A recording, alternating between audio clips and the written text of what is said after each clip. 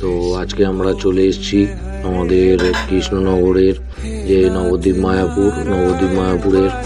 মায়াপুরে এসেছি। মায়াপুরের ইস্কন মন্দিরের গোশালা আপনারা দেখছেন। এখানে গোশালায় আমাদের গৌমাতারা যেভাবে রয়েছে, তো সনাতন ধর্মী নিয়ে যেসব মানুষরা এত গর্ব করেন, তো তাদেরকে একটা কথাই বলতে চাই যে সনাতন ধর্মে গরুকে আমরা মাতা হিসাবে পুজো করি। তো আজকের আমরা সনাতন ধর্মে গরুকে মাতা হিসাবে পুজো করার পরেও আমরা যে আমার মায়েদের চোখে জল দেখতে পাচ্ছি, সেই জলের কারণটা কি, সেটা আমার একটা ছোট্ট প্রশ্ন। কারণ আপনারা যদি আমার ভিডিওটা ফলো করেন তো দেখতে পাবেন যে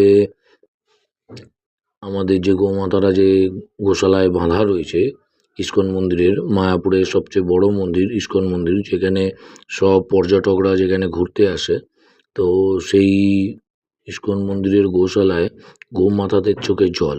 আমি বলছি না যে তাদের মেনটেনেন্স হয় না, তাদের খাওয়া দাওয়া দেওয়া হয় না, সব দেওয়া হয়, কিন্তু তা সত্ত্বেও তারা কোনো না কোনোভাবে কষ্টে রয়েছে।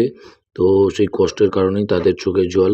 আমার পুরো ভিডিওটা আপনারা ভালো করে দেখবেন, দেখলে বুঝতে পারবেন যে একটা দুটো জায়গায় নয়, অনেক গোমাতা যারা রয়েছে তাদের চোখে জল দেখা গেছে। সেই কারণে আমি মন্দিরে যাওয়া সত্ত্বেও আমি শ্রীকৃষ্ণের কাছে আমার কোনো প্রসাদ অর্জন করিনি, পুজো দিইনি।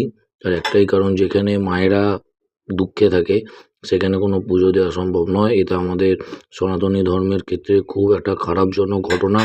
তো আমি চাই, আশা করছি আমার এই ভিডিওটা ভাইরাল করা হোক এবং সেটা দেখানো হোক, যাতে পরবর্তীকালে আমাদের গৌমাতা যারা এখানে রয়েছেন তাদেরকে যেন সুখে শান্তিতে রাখা হয় এবং তাদের উপর যেন কোনো রকম কষ্ট প্রভাব না পড়ে। এই দেখুন আপনার সামনে যে গোমাতা রয়েছে, দেখুন চোখ দিয়ে জল গড়াচ্ছে। কেন গড়াচ্ছে? শুধু ইস্কন মন্দিরে না, নবদ্বীপ মায়াপুরে যে কটা কৃষ্ণ মন্দির আছে, যেসব জায়গায় গোশালা আছে, প্রত্যেক জায়গায় গোমাতাদের চোখে জল আমরা দেখতে পেয়েছি।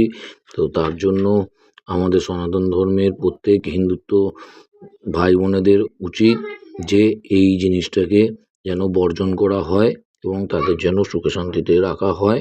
এবং সকলকে বলবো, আপনারা যান, আপনারা গিয়ে তাদেরকে খাবার দাবার দিন, তাদেরকে সেবা শুশ্রূষা করুন এবং তার সাথে তাদেরকে ভালোবাসুন এবং এটা এত ভাইরাল করুন যাতে ইস্কন মন্দির থেকে কোনো রকম পদক্ষেপ নেয়, যাতে এদেরকে সুখে শান্তিতে ভালো রাখতে পারে।